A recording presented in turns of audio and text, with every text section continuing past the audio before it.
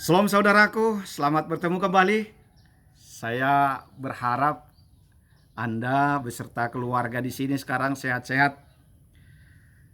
Tanpa terasa, sekarang sudah sampai kepada mempersiapkan diri di hari Pentakosta.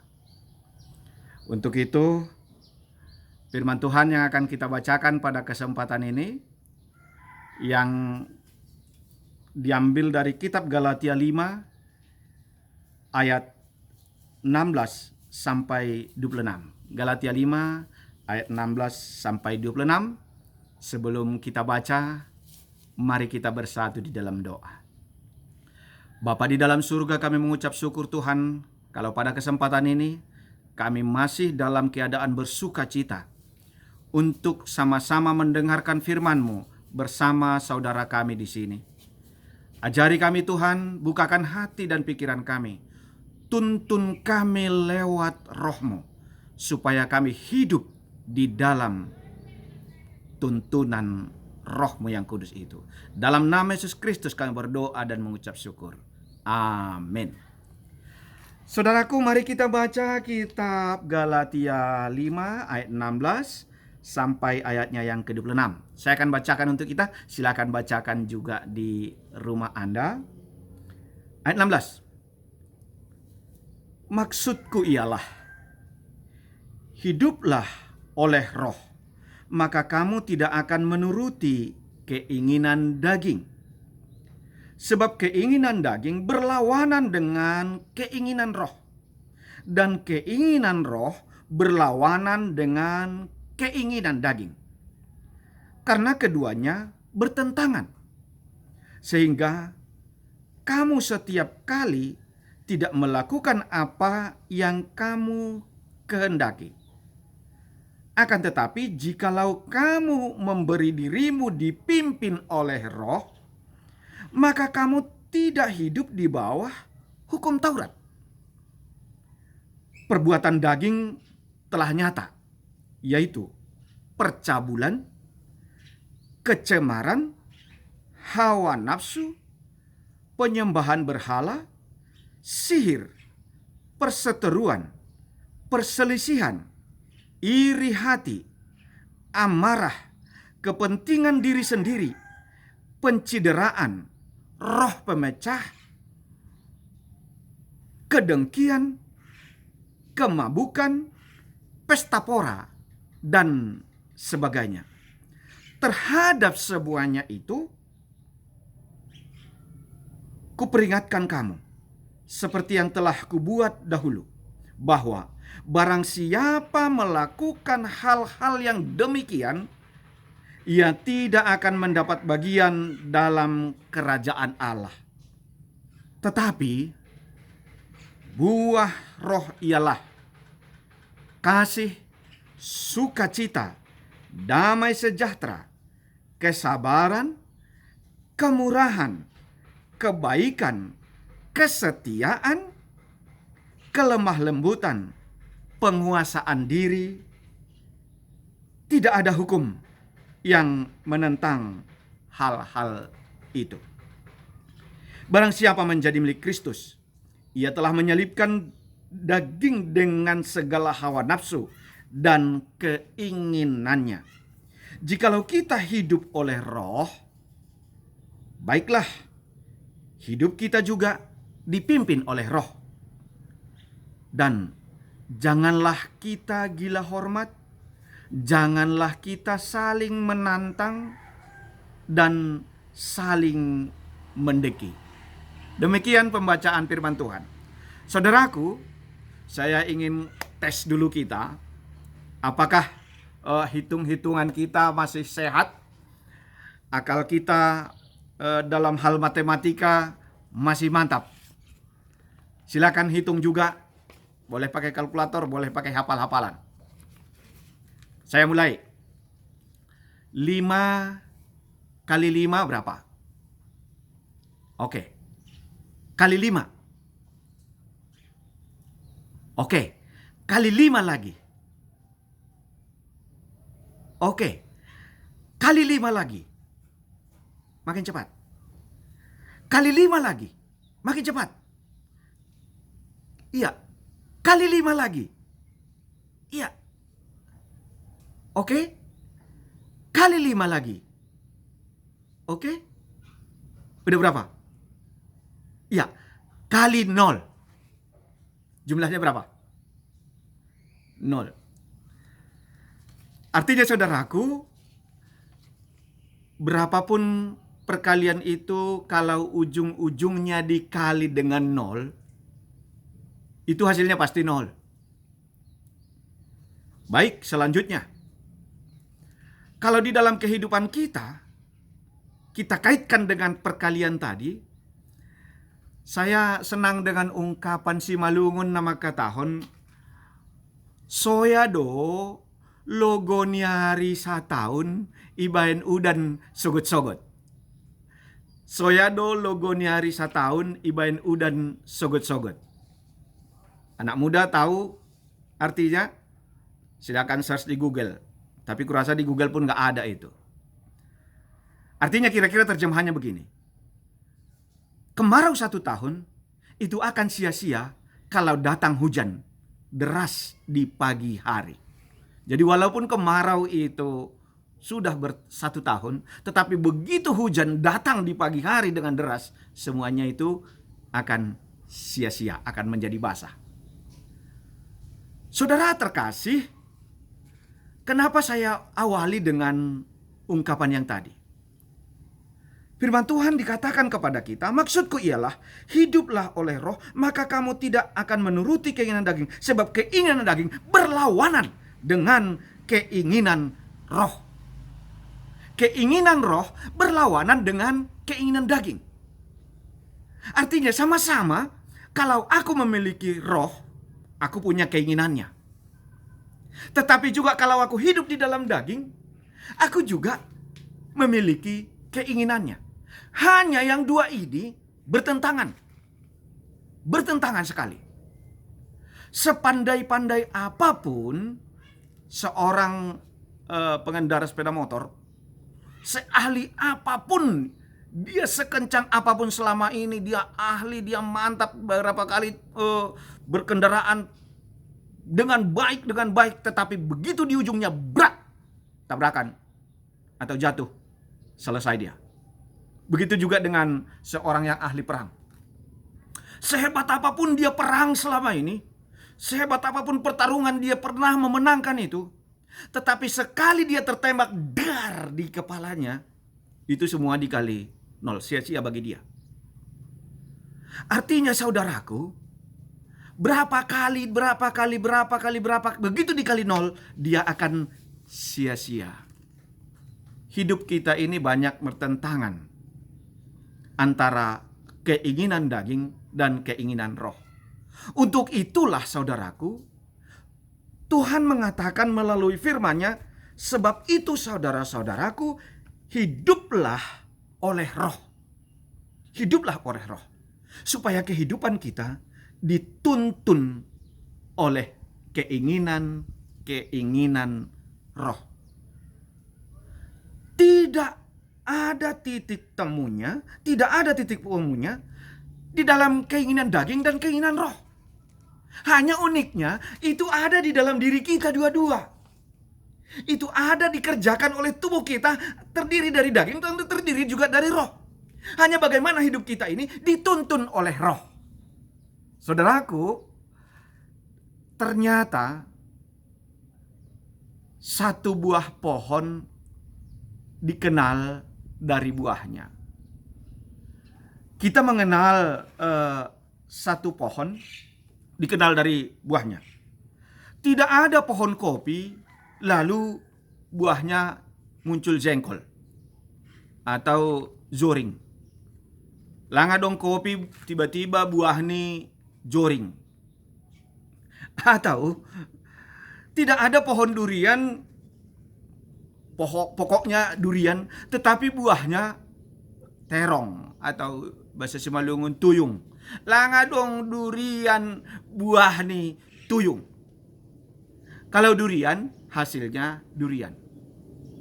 Kalau kopi buahnya kopi. Hidup kita ini juga begitu. Kalau aku dituntun oleh roh, buahnya juga roh. Tapi kalau hidupku ini dituntun oleh daging, keinginannya juga daging. Itu makanya Paulus mengingatkan kepada kita, hiduplah di dalam roh. Karena apa? Betul kita sekarang berada di dalam bentuk fisik daging. Tetapi hidup kita bukan dituntun oleh daging yang ini. Daging kita ini.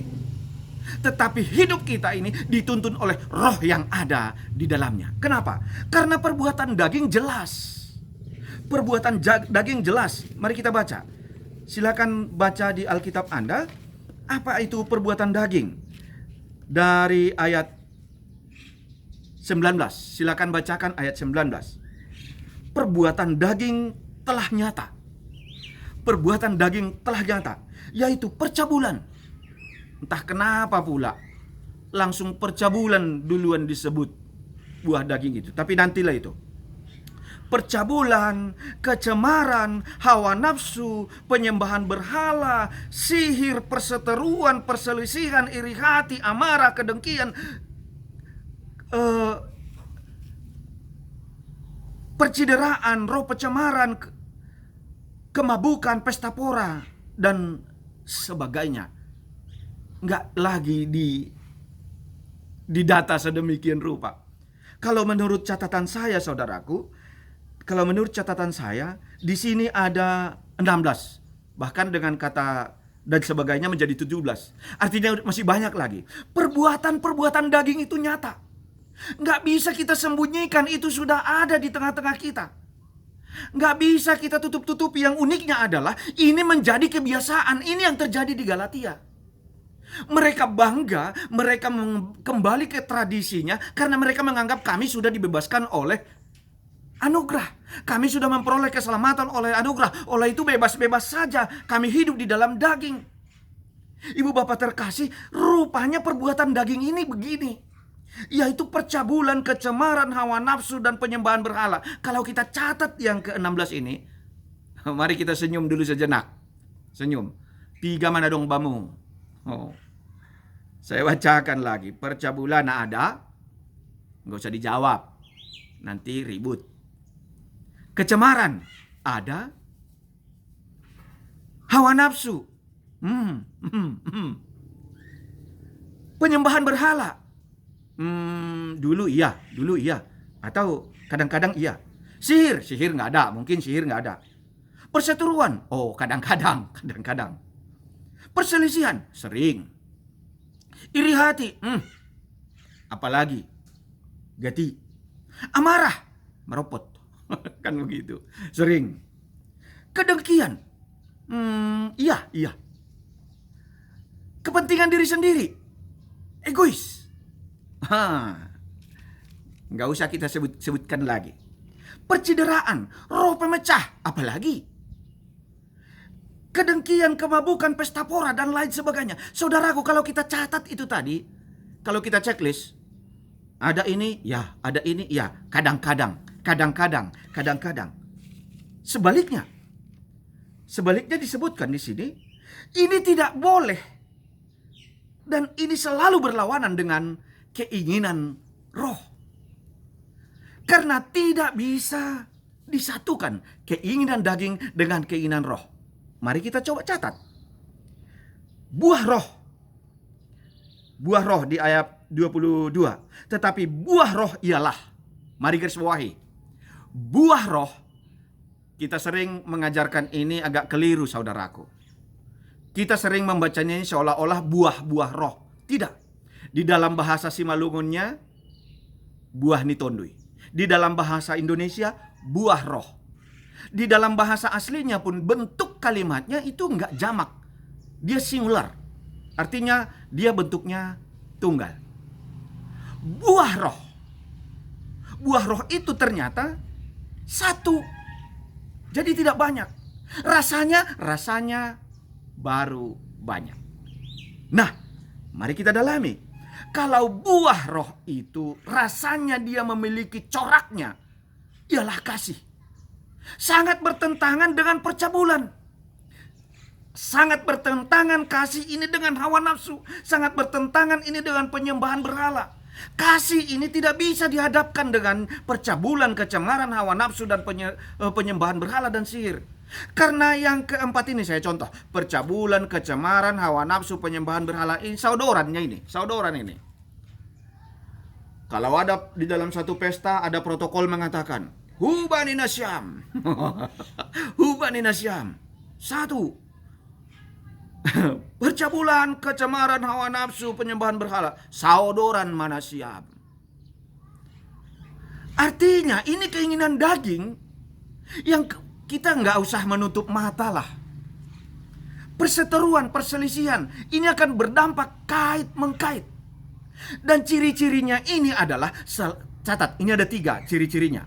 Yang pertama adalah dia selalu melibatkan orang lain. Selalu menyalahkan orang lain.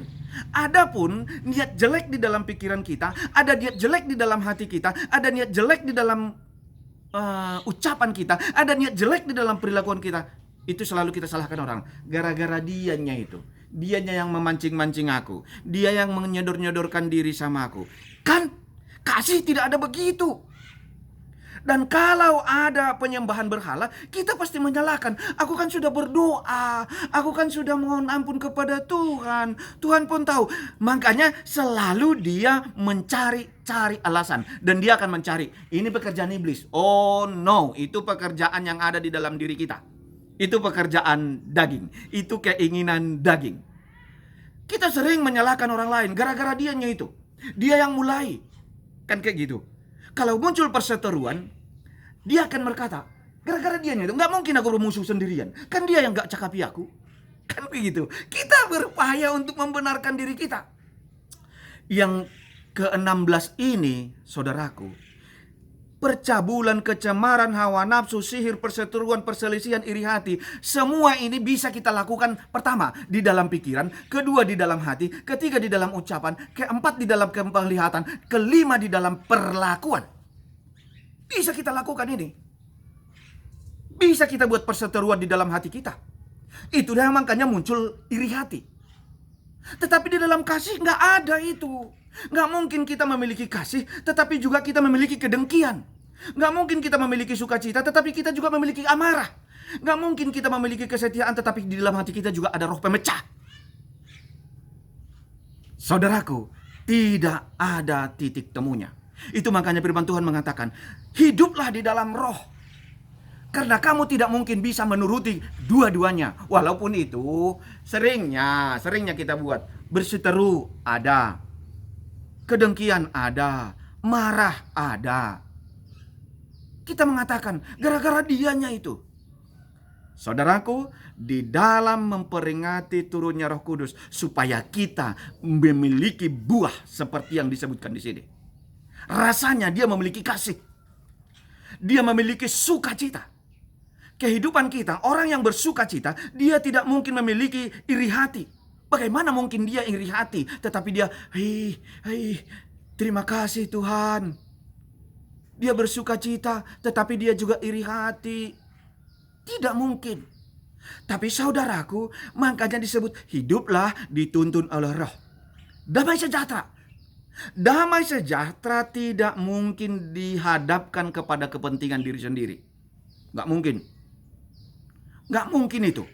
Damai sejahtera tidak mungkin dengan munculnya kepentingan diri sendiri. Kepentingan roh pemecah.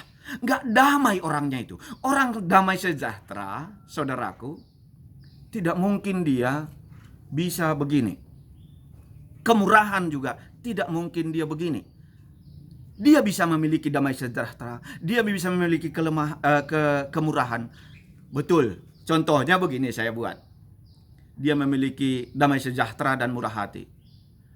Begitu dia di rumah makan, pulang gereja, dia murah hati, dia damai sejahtera.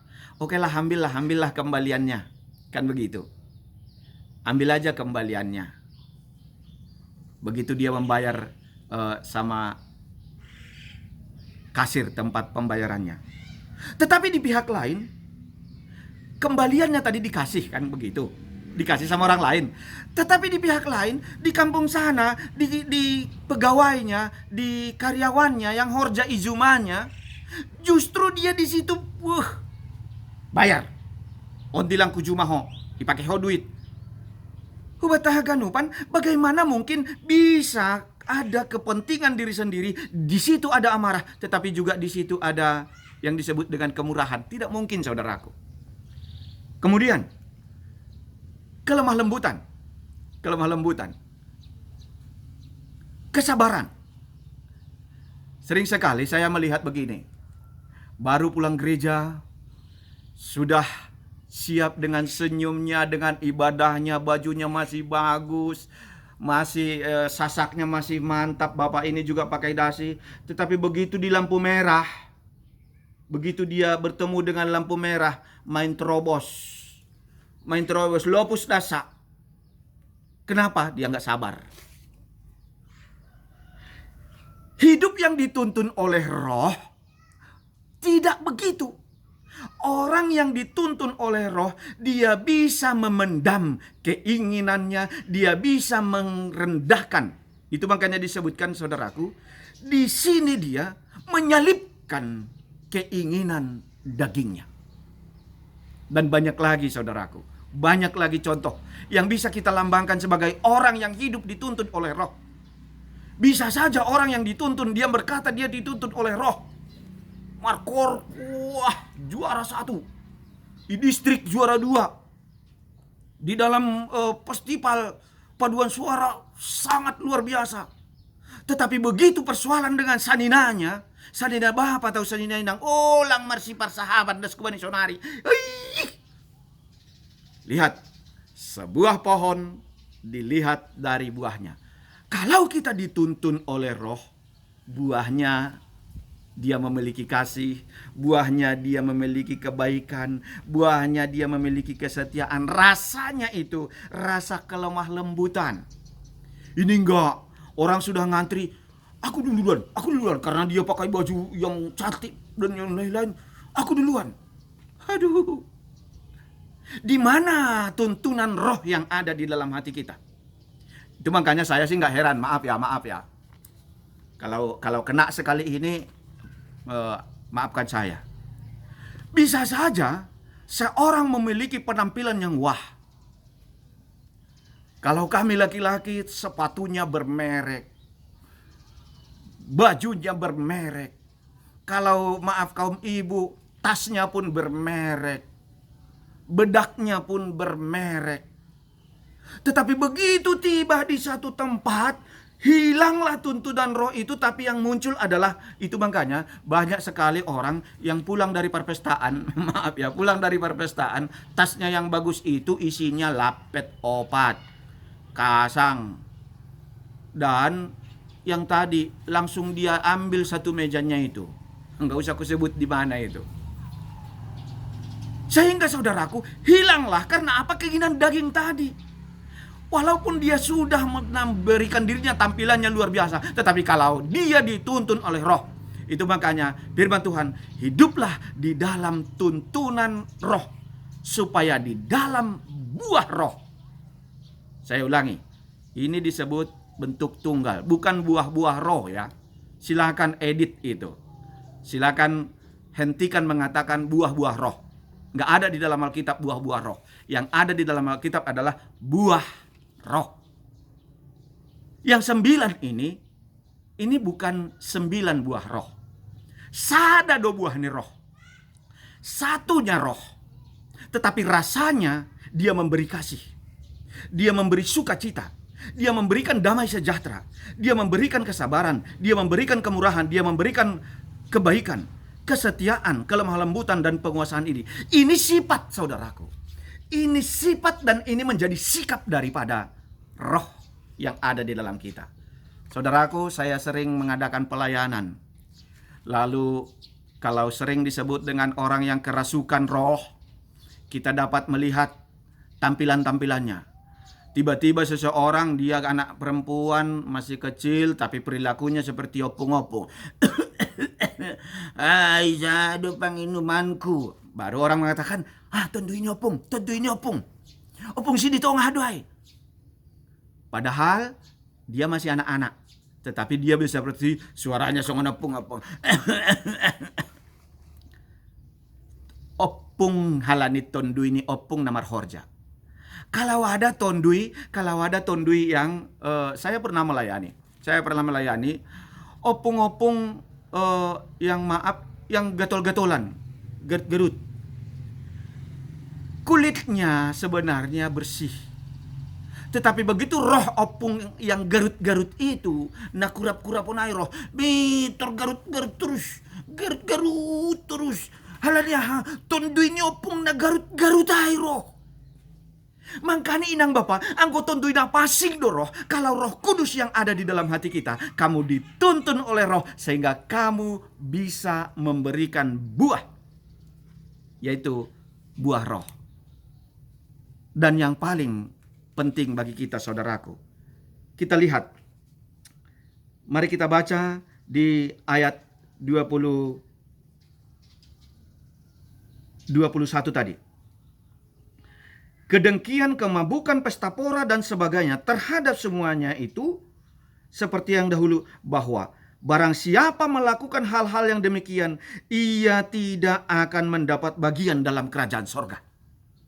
Jelas disebutkan. Jika ada yang bahkan 17 tadi, percabulan, kecemaran, hawa nafsu, perseteruan, perselisihan, jika ada itu di dalam hidup kita, jika itu yang menuntun kita, jika itu menjadi pola hidup kita, disebutkan di sini, tidak akan memperoleh bagian dalam kerajaan sorga. Tidak akan memperoleh bagian dalam kerajaan sorga. Disebutkan di Wahyu juga begini. Orang yang percabulan dan sama dengan penyembahan berhala tidak akan mendapat bagian dalam kerajaan sorga. Makanya saudaraku, silakan pilih. Terus konon mengupiai, bertobat. Tetapi orang yang dituntun oleh roh, bani par roh ni tondunya pasing. Orang yang dituntun oleh roh, kita akan merasakan bahwa sifat kita, kebaikan kita, perjalanan hidup kita, itu menjadi kebiasaan kita, yaitu penuh kasih, penuh sukacita, penuh damai sejahtera, penuh kesabaran, penuh kemurahan, penuh kebaikan, kesetiaan, kelemah lembutan, dan penguasaan diri. Itulah yang disebut di sini. Tidak ada yang bertentangan dengan itu. Hukum apapun tidak ada yang bertentangan dengan itu. Barang siapa menjadi milik Kristus, ia telah menyalibkan dagingnya. Jadi saudaraku, bagaimana saya harus menghilangkan unsur-unsur ataupun pekerjaan daging tadi? Yaitu disebutkan menyalibkan keinginan daging. Artinya, mari buang itu. Mari putuskan itu di dalam keinginan kita. Supaya kita dituntun oleh roh. Karena Roh Kudus akan menuntun kita. Roh Kudus akan mengajari kita. Roh Kudus yang akan diberikan kepada kita akan menuntun kita melakukan dan berbuah untuk kasih Kristus. Berbuah untuk menjadi gaya hidup kita yang dituntun oleh Roh Kudus. Bukakan hatimu, saudaraku. Bukakan hidupmu untuk dituntun oleh Roh Kudus. Amin. Kita bersatu dalam doa. Bapa di dalam sorga, benar Tuhan, bahwa kami sering menganggap bahwa perbuatan-perbuatan daging menjadi kebiasaan, menjadi gaya hidup, menjadi tolak ukur yang berlaku pada kami, dan itu menjadi biasa-biasa saja. Tapi pada hari ini Tuhan mengingatkan kami, supaya kami hidup oleh tuntunan Roh-Mu, supaya kami boleh berbuah, menghasilkan buah yang boleh dirasakan orang lain, yang boleh dilihat oleh orang lain sebagai orang percaya. Terima kasih Bapa di sorga. Inilah kami Tuhan, tuntunlah kami di dalam Roh-Mu. Amin.